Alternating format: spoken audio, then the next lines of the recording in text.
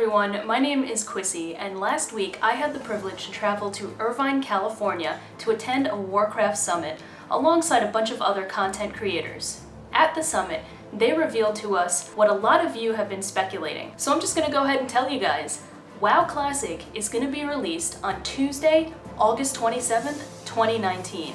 And that's not all. The closed beta is gonna be released tomorrow, Wednesday, May 15th, 2019.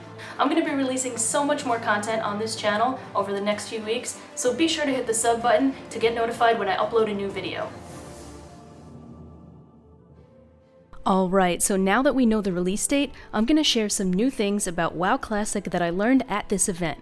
So let's talk a little bit about what we did. Us content creators were given exclusive access to the closed beta of WoW Classic, with the ability to either start from scratch or create a level 40 character. This was especially unique because the closed beta that starts tomorrow will only allow characters to reach a max level of 30. I'm gonna make a separate video overviewing the event, but right now I want to talk about what we learned about Classic WoW. I'm gonna list 5 major things of note that I learned from the event, as well as through exploring the beta. Here we go. Number 1. Battle.net integration and no shop confirmed. As some people have speculated and assumed, there is in fact Battle.net integration in the WoW Classic beta client. How do I know? Well, I tested it out with Tips last week when we were given exclusive access to the beta. In this sequence, I'm on my Alliance character, and I had Tips' test account on his Horde character. Although I cannot directly message his in-game character, I can message him as a BNet friend. Furthermore, if I hover over his BNet account in my friends list, I can see the character's name, level, and location, despite being on the opposite faction. So what do you guys think of this? I mean, I can't say I'm surprised that this is a thing, as BNet is integrated into all Blizzard Activision games. Do you guys think this will encourage cross-faction collusion, though?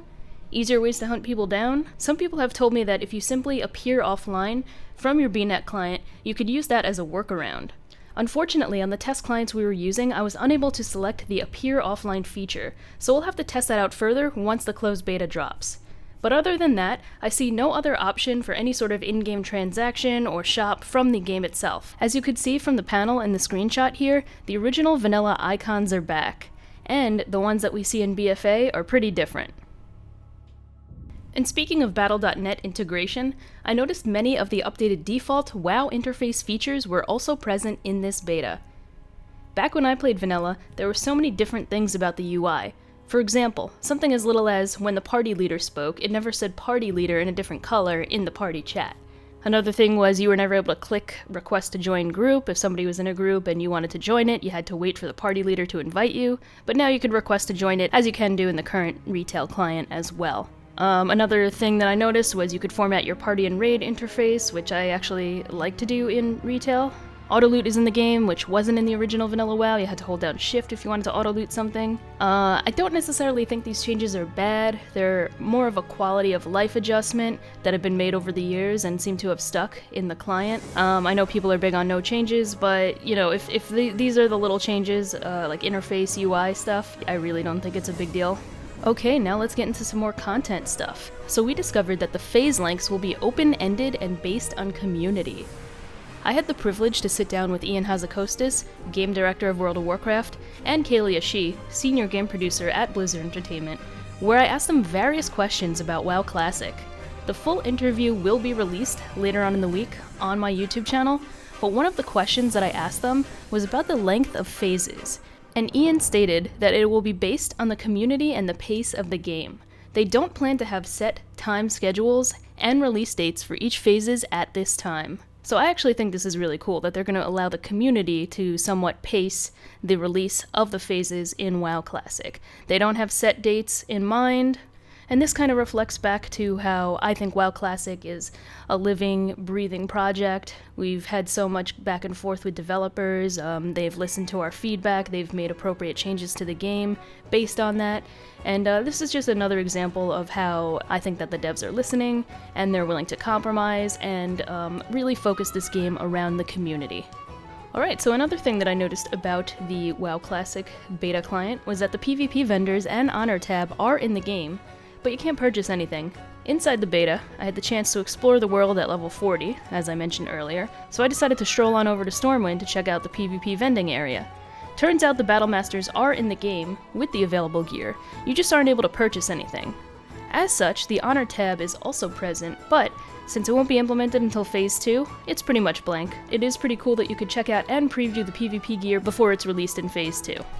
Okay, and the last thing that I noticed that I want to include in this video is that leveling feels slower, and the respawn time is about 5 or so minutes. So I sat next to the Classic Cast crew, and so that Tips, StaySafe, and SFan were all testing out fresh level 1 characters, and I asked them how leveling felt. They reported that it seemed a lot slower than what they experienced on private servers in that the health and mana regen rates weren't as fast. We later all sat down with Ian Hazacostas, Omar Gonzalez, Josh Allen, and they confirmed to us that the regen rates you see in Classic Beta are exactly how they were from the original vanilla gameplay data. On top of that, the mob respawn was clocked at about 5-minute rate. So if the health and mana regeneration does seem a lot slower, as well as the respawn rate, it's actually as it was in the original vanilla client. So if you're comparing it to something that you may have experienced on a private server, it could be that that data was changed when the private server was created. So that's definitely something to take note of. I know a lot of people do leveling routes and are planning to do timed runs and everything, so this might be a little bit interesting and might change up the dynamic of a lot of people's plans in terms of leveling. But we'll see how that pans out in the beta. I mean, I certainly plan to practice my leveling routes as soon as the beta comes out. That's something that I'm really looking forward to doing in the closed beta. Alright guys, well, I'm gonna wrap up the video here. I have a lot more content that I'm gonna be releasing as the week goes on, so don't forget to hit the subscribe button to get notified when I upload a new video. If you hit the bell, I think it'll notify you 100% of the time whenever new content is uploaded. But these are just the things that I experienced and took note of in attending the event and playing the closed beta. As I mentioned, I'm going to upload my video with Ian Hazacostas and Kalia Shi. I'm also going to share my Classic WoW beta gameplay footage with SFan, StaySafe, Pastaface. We did a Scarlet Monastery library run. SFan was taken as a prot pally. It was a lot of fun. So I'm going to share that footage as well, and a lot more classic content is on the horizon. So be sure to stay tuned.